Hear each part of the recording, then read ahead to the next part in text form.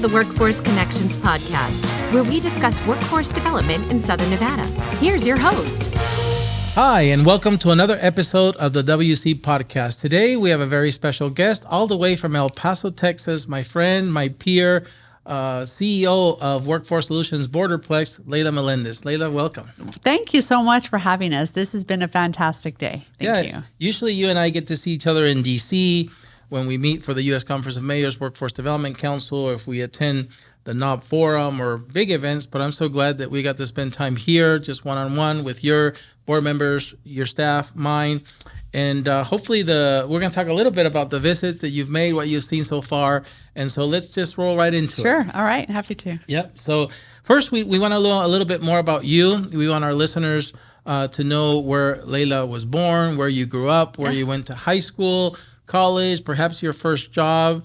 And how did you get into workforce development? Yeah. So again, thanks for having us. I am a native El Pasoan, born and raised in El Paso, Texas. And that is literally at the farthest west tip of Texas, at the corner of Texas, New Mexico, and northern Mexico.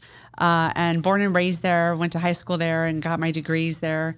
And I worked in the private sector, and I actually started working when I was 16 years old. My family just has a tremendous work ethic, and I wanted my independence and money to spend and a car to drive. And so I made a deal with my mom, and she said, sure, you can have all of that, but you've got to pay for it. So taught me, the discipline and that ethic again. But I started working, and my first job was actually, I refer to this story really often because at the time I took it for granted, but I was a junior in high school, or about to be a junior in high school, and I started working at a mechanic shop at a trucking distribution company. Wow. So the only woman, 16 years old, in a mechanic shop with maybe at the time 12 different grown men. Doing the wrenching and stuff? No, I was like the secretary, Gotcha. Their office clerk, but it was in the mechanic shop. And I, at the time, I think the work was not the issue. I was in a business class in high school, so I immediately got to apply those skills at the job. What was the biggest, I guess, like that culture shock was a young girl working in a male-dominated role, and then also the culture shock that all of those men had, and now you have this young woman working in their space, very sacred, controlled space. So, but I ended up, I think, defying the odds. I worked there at that trucking company for a little over 2 years after I graduated high school. And then I worked in that industry, in the trucking industry, for a few more years and stayed in the private sector. I went into sales. I didn't like it. I was working while I was going to school and getting my degrees. I didn't yet know what I wanted to do, but I was learning what I didn't want to do.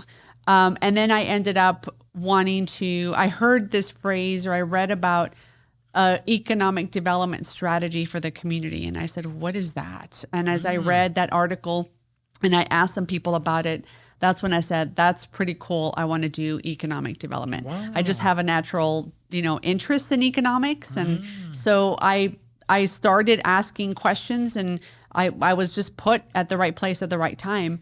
I ended up working for the SBA for a summer, and that exposed me to a network. And then I started working at the Hispanic Chamber of Commerce in El Paso, Texas, working with businesses. And then I went to work at the city of El Paso in economic development. I fell in love with the field there, and I worked on a lot of different types of projects. And one of my biggest, proudest project was we demolished our city hall to build a AAA baseball park. It was a major... The Chihuahuas, the El Paso Chihuahuas. I've been to that park. Yeah, it's awesome. Yeah. So I was actually on the team that moved out City Hall because we needed to demolish the building. So there were two teams, one to demolish and move people out, another one to actually build the stadium. Wow.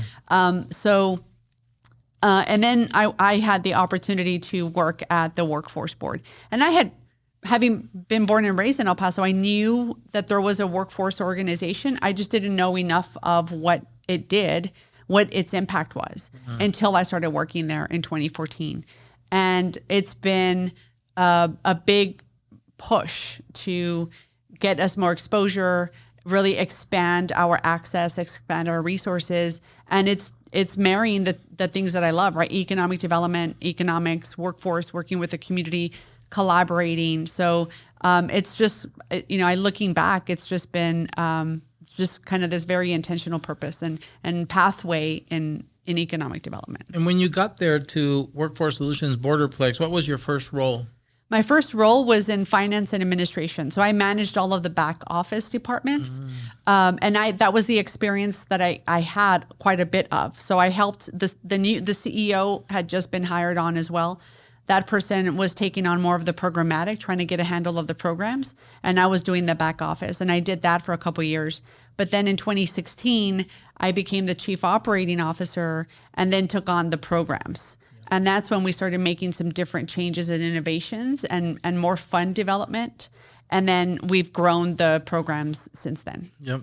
And you've done a great job, because in our research, we verified, I knew this already because, again, you and I are in the same meetings, but your board, Workforce Solutions Borderplex, is not just a high-performing board that practices innovation, but you've been recognized in the world of economic development. You received the Excellence in Economic Development Award from the International Economic Development Council, or IEDC as they call it, and then also the Texas Hireability Award at the Texas Workforce Conference, among others. Now, again, one of the things I like about visiting with my peers, seeing them, is we get to learn from each other.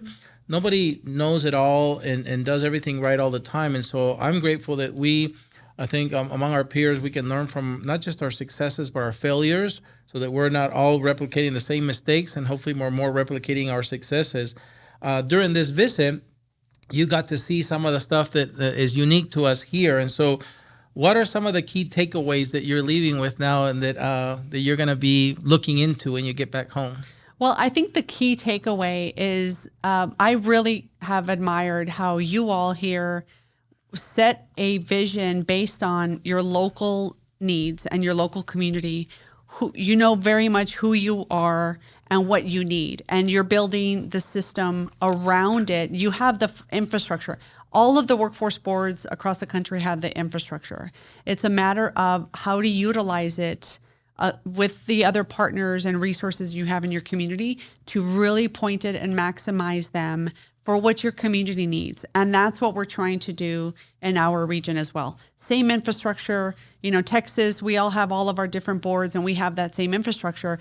But what's really important is what model and what process you're using to localize it, and what are those conversations that you're having and the ways that you're drawing in different partners to find that commonality for your community.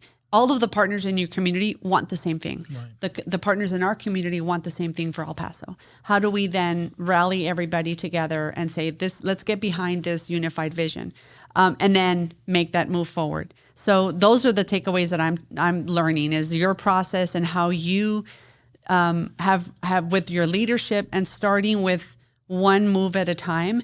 Success breeds success, and showing value at this level. And then if I can create that value, then other people will want that value, and then replicating that. And that goes back to some of those awards that we've won, is each one of those were examples of how we got outside of our workforce system to show value.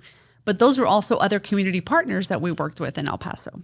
Yep. And we created a value for them.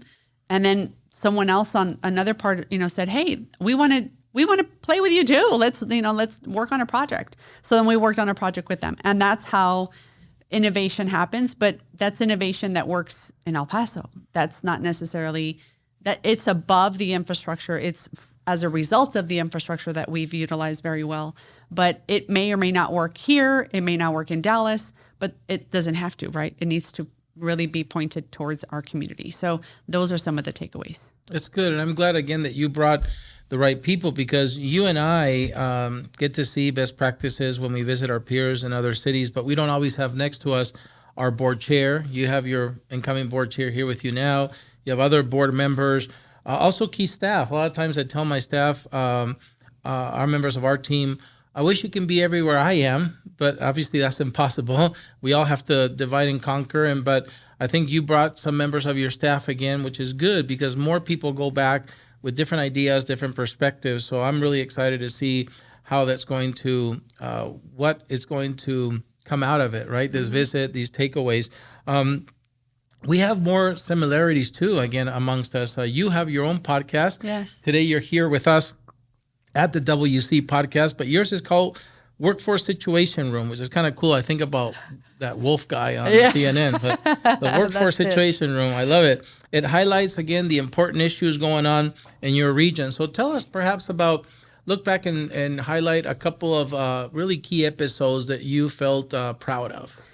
We started the Situation Room literally, and that's how we came to that name, in the middle of COVID, because we needed to interact and we needed to communicate and understand what was happening to our businesses, what were happening to our job seekers, what was happening to our community. And we knew, because we considered ourselves economic first responders, right? We needed to be at the front lines and helping our community get back on the ground. So there was this situation, but as the podcast started taking off and it was evolving, we were very much concerned, and we still are very concerned with our youth, with our opportunity youth, that age group.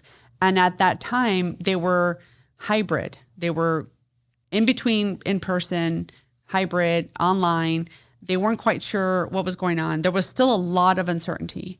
And we've all had been going through quite a bit. So, and there was so much money coming down from the government for youth, for programs, for everything. Just throw money at it, throw money at it, throw money at it. And we didn't want to just throw money at it. We wanted to know, what is the highest and best use of this money? It's hard to spend money on the right thing, right? You can spend money on the wrong thing, but it's hard to spend money on the right thing. So before we created a solution, we wanted to understand what the real problem was. So we actually interviewed some young people. And we did this, a couple of them were in person, some of them were online, but they were anonymous. And some of them were high schoolers, some of them were college students. And we asked them, what are you going through? What do you all need? What do you want? And we were just assuming that they just needed a certificate. They just needed to get a job. They needed to, but we listened to them first. And when we asked them open-ended questions and we just let them share, it was so powerful to us because we understood what they were going through. You could hear it in their voice, the sadness that they were going through, the dilemmas that they were facing, the things they were seeing with their parents that were unemployed and they were taking care of their siblings, but they also had to go to school. And I remember a high school student that was, I believe, in the orchestra, and she loved practicing her instrument. And she said that she would practice, a couple of hours a day, every day, because it was her passion and she loved it. And at that time when we interviewed her, she says, I've lost my passion for my instrument. I might play 15 minutes. I don't have it in me. I'm not there. I can't get my mind straight. It was heartbreaking because they want to be engaged. They wanted to have purpose. They wanted to have the things that we all wanted, but it was just such a dark time. And we said, well, how can we then, what solution do we create to help them out of these things? But before we created that solution, we needed to listen to them. And we could hear the things that they were seeing from their professors. Well, why am I going to put effort into this paper if the professor is saying, just turn it in when you want? The professor is also, struggling. So that episode was, I think, for me, the most powerful because I didn't want to just apply more pressure. Hurry up and get a job. Here's some money. Go get a job. Go do this. Go do this. They didn't want to be lectured. They didn't want to be just pointed to do something. They wanted to be listened to. And we learned a tremendous amount from youth just in that experience. That's awesome. One of our most liked episodes was a youth participant. I was a guest. I wasn't the host. It was Ricardo, who you just saw in the lobby, our chief programs officer. He helped highlight her journey, and that was one, again, that really told a story and really served us, I think, to adjust our service delivery, right? To say what's really working, how can we have more of these cases? Right. I think that's really important. Another initiative I love from doing our research on Workforce Solutions Borderplex was this best places for working parents, or BP for WP for short, BP4WP. That's not short. Yeah. There's an online assessment on the website, on your website, where you can take the test and see if you actually qualify for that designation, for a best placed business designation award. So tell us about the initiative. Why do you believe in it? Why, and I noticed that you traveled to find some of your employer partners to make sure that they are recognized, but why is it important to you? We came across this also during COVID because schedules changed, family dynamics changed, flexibility requirements changed, and we also as an organization, we're facing this as an employer. We're also an employer. I have staff that has families and they have needs. So I'm also chair of the Early Matters El Paso, which is an early education coalition, a lot of different partners in the community that focus on early education. And so much of our funding and our work is centered around childcare, the support service of childcare as an economic driver to help working parents work or go to school. So it's really, I consider childcare like our first industry because so many other industries and occupations rely on it. And for that reason is I personally, even though my daughter utilized childcare years ago, I kind of forgot and took it for granted. And during COVID, it was very much an issue for so many of us. And so as a recruitment and a retention, we had to start looking at our policies and practices and environment and benefits differently because it was a new world. It's still a new world. And we utilize this assessment as a resource to help us rethink. Just because it's been on the books and we've operated this way and it quote unquote worked, that doesn't necessarily mean it's still going to work today and that it's going to work in the future. We're in different generations are now in the workforce. So what help us identify with this assessment these are some policies and practices that businesses or employers can implement that are family friendly, that can help a working parent. And it's not necessarily dollars based or it's not necessarily a cost. It's an environment, it's a schedule, it's what have you. So that's an assessment that we took. And if you scored, X number out of another number, you could be designated as a best place for working parents. So we were fortunate enough to have that designation, but there's different tiers. So even as I was answering the question, I said, of course we are, because we provide this or we pay for that or we have for this. But in some of the questions, there were things that we hadn't thought about. I said, oh gosh, I had never thought about that. That's interesting because that now is something that families are thinking about. So it helped us relook at our policies, rethink them, and consider them. Some of those things we couldn't do, but if there was something that we could do and it was going to help us retain our staff or attract new staff, sure, let's do it. And so we did it first, and then we started pushing it out to our business partners and saying, I'm not going to ask you to do something or take an assessment that I haven't done myself. Here's what we did with it, and here's how you can use it. And several of our local companies have used it, and also the same way is, it helps potential employees look at and ask questions differently of their employer. We're learning, job seekers are interviewing us also, right? We're not just interviewing them. They are asking us questions, and this helps us get an assessment and an understanding of what they would want. Yeah, it's a great thing. I enjoyed reading about it because as we were talking during lunch, you and I were taught by our parents when we go looking for a job, we ask for the salary, the benefits, the 401k, the retirement, the schedule. But today's, young generation or the new generation of workforce, there's other things that are just as important to them. Like we get questions about, can I bring my pet to work?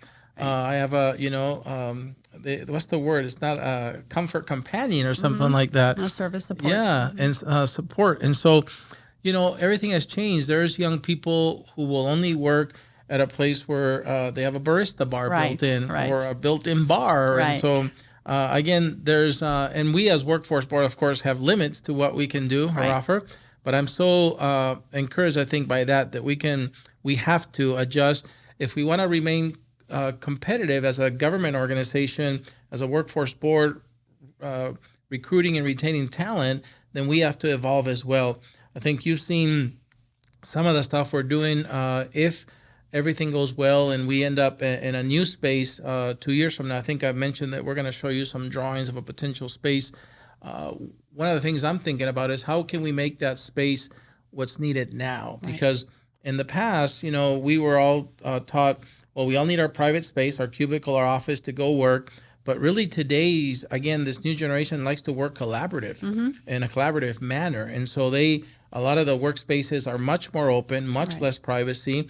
And of course, you can't go all the way to one extreme or all the way to the other. I think the solution is somewhere in between. So we are thinking, if we design a new space, how do we have the right balance of places where people can retreat to grind down on their work and really do that focus time, but also provide enough varied environments, not just your typical conference room, but something that might look like a lounge or a living room or something that might be a game room and fun, but to provide reasons for people to want to be in the workplace. And because the other alternative is let me work from home. And sometimes it can be productive, not all the time. Correct. So I want to talk to you about, well, number one, this is all happening because you're about to see one of the newest things Las Vegas has, which is the Sphere. Yes. And I know you're excited about it because you're going to see U2, and you're going to see, from what people are saying, probably the most fantastic entertainment production in the last decade. Yes. The audiovisual, the sound, the things are just out of this world. And so I'm so excited for you.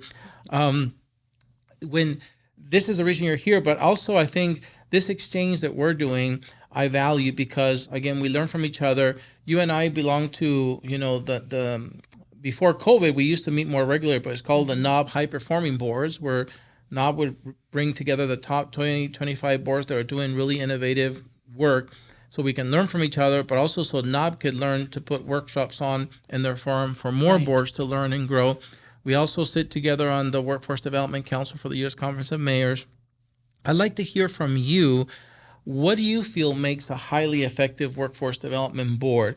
Is it just effective partnerships? Is it good performance outcomes on our measures? Is it sound fiscal management, or all of the above? It's definitely all of the above. But I think what makes a workforce board, a workforce system effective is in understanding what their community needs, always listening and being ahead and remaining relevant for what the community needs, and being agile enough and identifying staff and a board and partners that can be agile because things change, people change, society changes. It's not just the comfort level of when I first came on to this organization, that was 9 years ago. The world was, different then. Mm-hmm. Technology was a certain point then. Because of the work that we do, and we create jobs, we create opportunities, we are that mechanism to create that. We are a driver. So because of that, and we need to take our roles very seriously, but also it's seriously, but in a joyful manner. It's awesome what we do. It's positive energy. It's fun. It's serious, but it's fun, right? So, and remaining relevant and being ahead of it. And so my mantra, just my own, I have two mantras, but I tell my staff, find a way.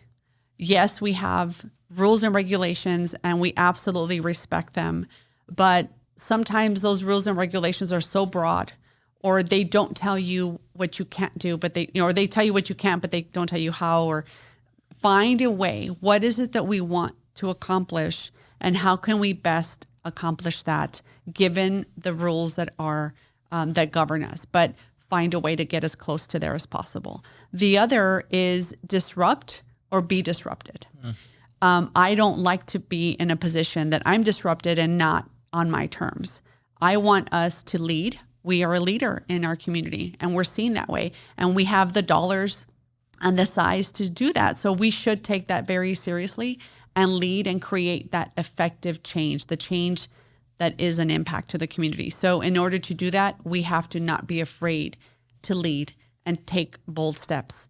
But start with small, perfect it, and then replicate it. So we are very big on pilot programs, starting out with 5, 10 people, or and then see how it works. If it doesn't work, we'll put it back in the box.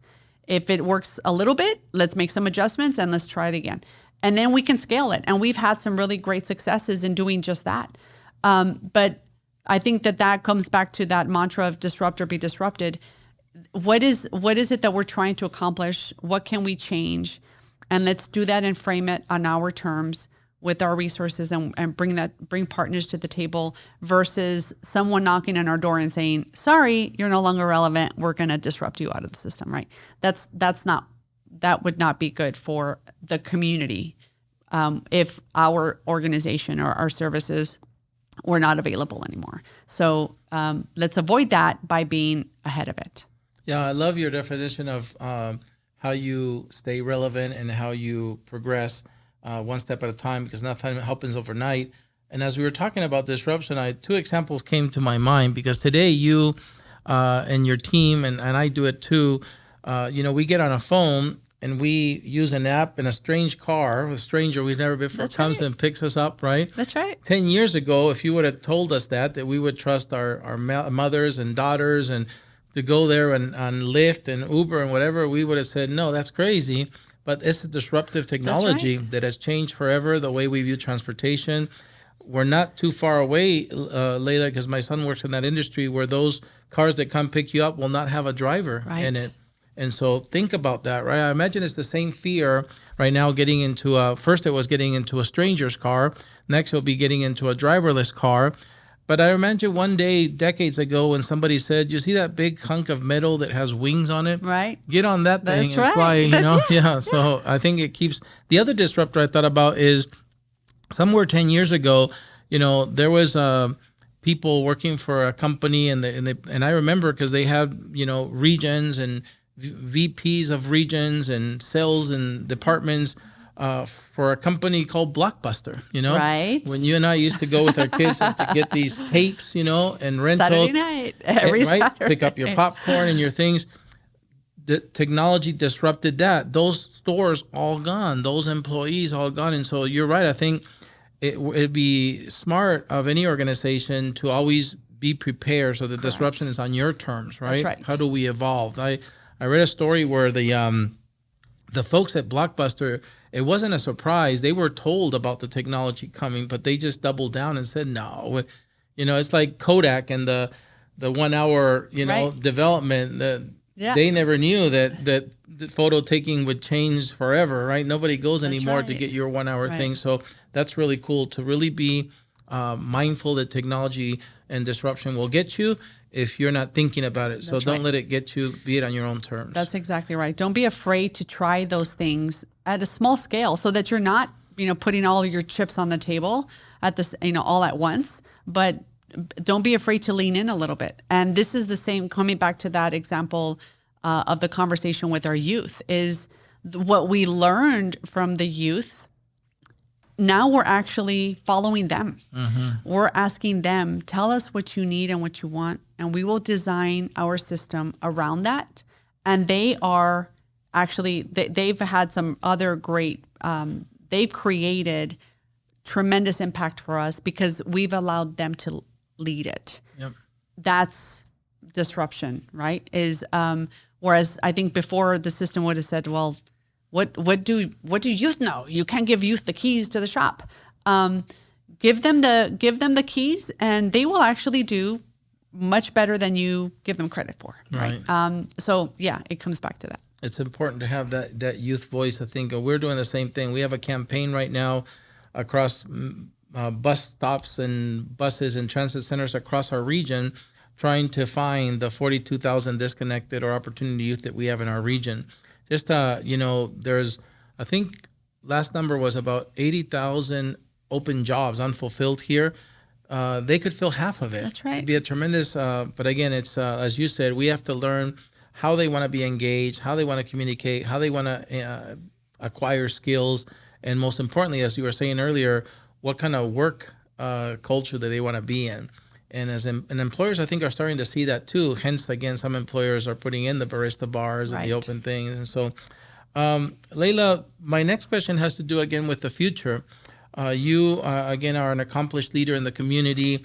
You know, you are an example to other peers like mine or like me across the nation. What advice would you give, young girls and boys in El Paso or everywhere, and say, what does it take one day to get to where Leila is and be somebody of impact in our community, changing the way the labor force is, built to meet the needs of employers and to help economic development in the region? How does a young kid dream about that and get there? I think I don't know that I dreamed about it when I was a young girl, a young woman. I think what I wanted then was, I've always just had, leadership qualities, even in high school, in my business class, and in the jobs that I had. I just step in, I step up, and I want to create change. I want to be doing something. I don't want to just do busy work. Wherever I worked, whether it was in school or in what are we trying to accomplish here? I'm really busy, but what is this actually doing at the end of the day? So I've just always had that mindset of this needs to be pointing to something. And I wasn't afraid of asking that question. But I didn't know what I wanted to do. I didn't have a specific job role, or I did. I'll tell you, when I was in high school or my first year in college, I remember, I think at the time I wanted to be like a marketing director for Levi's jeans. Just because Levi's was cool and I thought that sounded really cool. But obviously that didn't work out. But or that wasn't the path that I was on. But as I started to have jobs and experiences and learning, I got an idea for what I didn't want. So I knew I could do this better. I could probably do this job better if I really liked it, but I don't like it. Mm-hmm. So it's okay. I don't have to stay here. Let's find something else. And then I moved on to something else. And then I went to this place and I thought, okay, this served me this way. This was of value, but I just don't like this part of it. And I don't see a lot more growth here. So let's make a change. So it was almost process of elimination. I know what I do. And the same goes for the leaders and the people that I've worked with. Who I am allowing myself to be mentored by, who I allow to influence me, good and bad, but knowing these are some traits that I think are good and these are some traits that maybe I'm not comfortable with. But as I've gotten older and more mature, and especially now as CEO, a whole different perspective, a whole different world of, as a CEO, now the level of responsibility is very different than from when I was even just COO as Chief Operating Officer in finance and administration. A different level of responsibility and mindset. But I think that at the end of the day, it's the leadership requires to be genuine, completely genuine, and make a decision that I can go to sleep at the end of the day and feel good about. If there's something weighing on me, or it's keeping me awake because I'm not certain that I'm making the right decision, then it probably isn't. If it doesn't feel good, revisit it and rethink about it. And some of those decisions haven't been as easy as I thought. I've learned to not just react. I've invested quite a bit of awareness into my emotional intelligence, and I've actually shared that with some of my team as well. That's also been different because we hadn't done that as an organization before. And, people have said, well, but I'm X years old and I've been here and I'm a leader. Why do I need development now? Because we're constantly learning. And I think that has been what's really important that I really would want young people to know is do not approach adulthood or adulting or a certain age, you should be accomplishing this or doing this by this point in your life, or every journey and everybody is different. But at the end of the day, be genuine and do the things that you can live with. Make those decisions, but work on being aware of who you are and what you want and what you don't want, because those are going to be the things that help you further develop and mature as you get older and wiser. I love that. Be genuine. And another thing you and I share is that we both are working with Netalina from Rise Up for You. Yes. We both expose our teams, our colleagues to their platform of their emotional intelligence pillars. And so I know I talked to you. You are further down that road, and because one of the things you told me is that you had seen measurable impact in the emotional intelligence, journey, if you will, is why we're in there now. So we're, I think, 3 months into that journey here Very at Workforce Connections. Yes, it was transformative for me, and especially because I started working with Rise Up for You about a year into me being CEO. That first year was all COVID, and I didn't have time to reflect. And when I did, I said, "Oh my gosh, what am I doing? Am I in over my head? What did I, all of this headspace things that." And that's when I said, I think I need an executive coach. I need to talk to someone. And they were transformative for me. Talking to Nada, and I thought, wow, this is awesome. And then, a few sessions in, I said, I've got to get the rest of my team in on this. And it has been really helpful to us, and we continue to practice it. And that was her lesson to us, is it's not just attending these calls or doing this once you've got to practice this every day. And one of the exercises we did as an organization were our values. Mm-hmm. She actually told me, that's great. This is your list of values. How do you exhibit these every day? Mm-hmm. Oh, well, we put up this report and we do this. She says, no.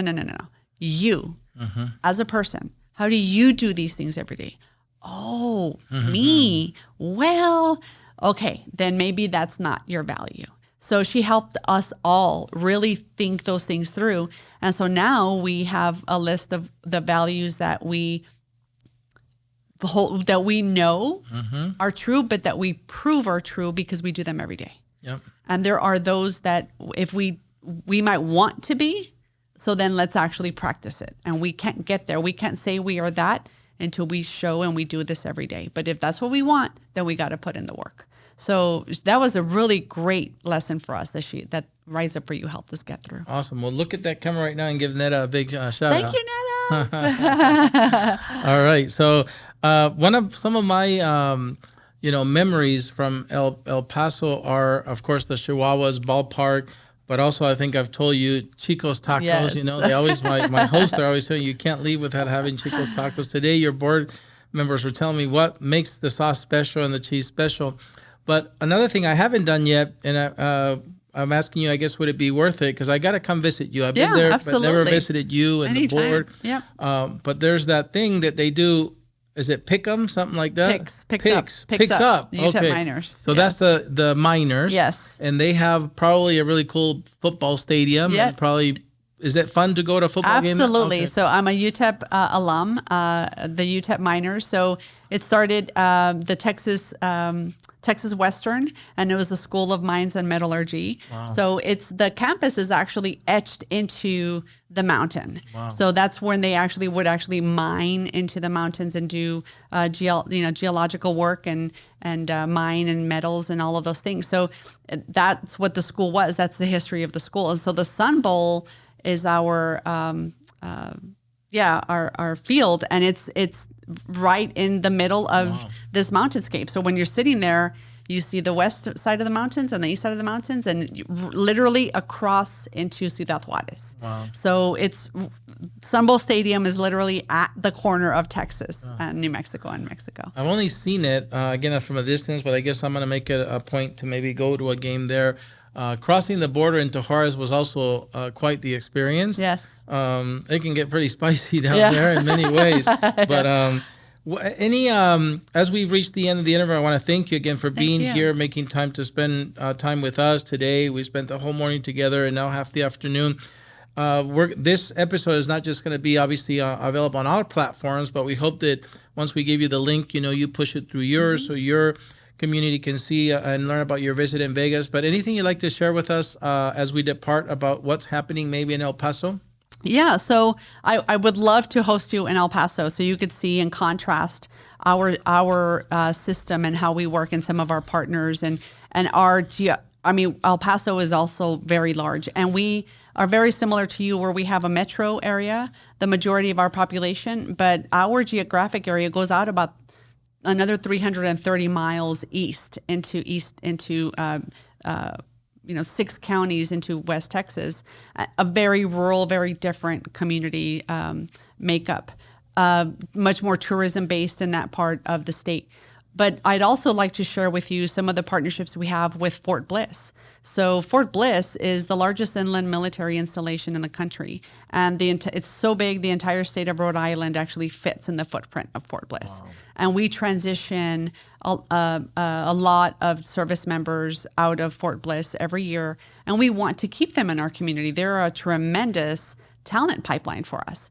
And we have the only workforce board, the AJC, the American Job Center in the country, inside the post. Wow. There's a lot of workforce boards across the country that have partnerships with their military installations, but we are the only ones that actually have a no-cost office inside the base in their transition assistance program, their Soldier for Life building. Every single soldier that transitions gets access to all of the agencies within that building. Workforce is in there. We have staff that is their permanent work site. And so I think that's a really great model and like to share that with you. We also serve their spouses.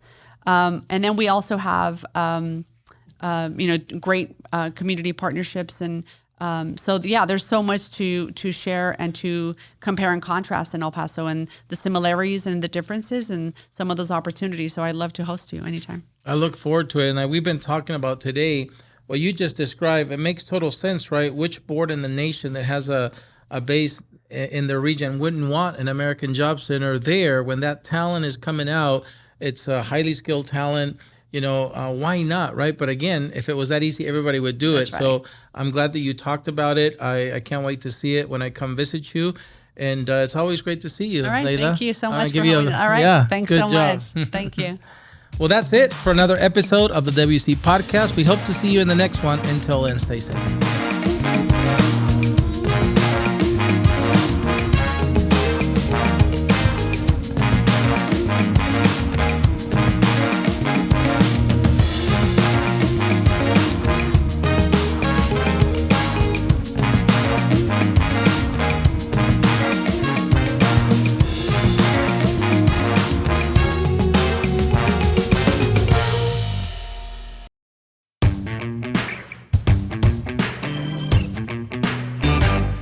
Okay, well, thank you, Leila, for staying over to do our bonus segment called Against the Wall. Okay. Are you ready?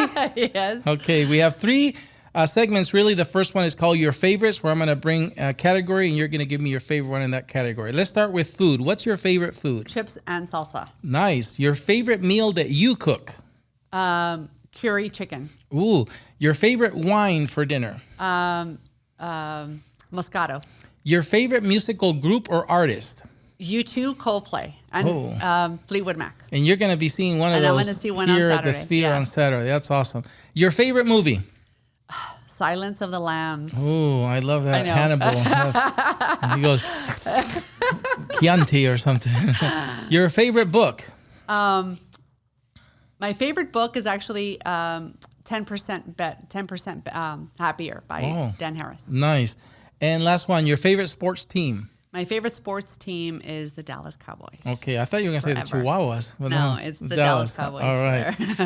Very good. You finished the first segment, and the second one is called Tough Choices. So I'm going to give you 2 choices, and you're going to have to pick one of them. You ready? Sure. Would you rather vacation or staycation? Staycation. Would you rather drive to your vacation spot or fly there? Fly. When you get there, would you rather stay in a hotel or an Airbnb? Airbnb. Once you retire, would you think you'd rather retire on a ranch or in the city? In the city. Red wine or white wine? White. Day by the ocean or hiking in the mountains? Day by the ocean. Here's the tough one. Actions or words? Actions. Justice or grace? Great. All right. You made it through the second segment. Okay. We're rounding the corner to the last one. It's called Finish the Sentence. So I'm going to give you about 90% of the sentence. You're going to finish it. You ready? Okay. If Leila could visit any place in the world, it would be? Florence. The best part of living in El Paso, Texas is? The people. Leila's favorite thing about her job at Workforce Solutions Borderplex is? The people. If Leila could travel back in time, she would travel to? Oh gosh.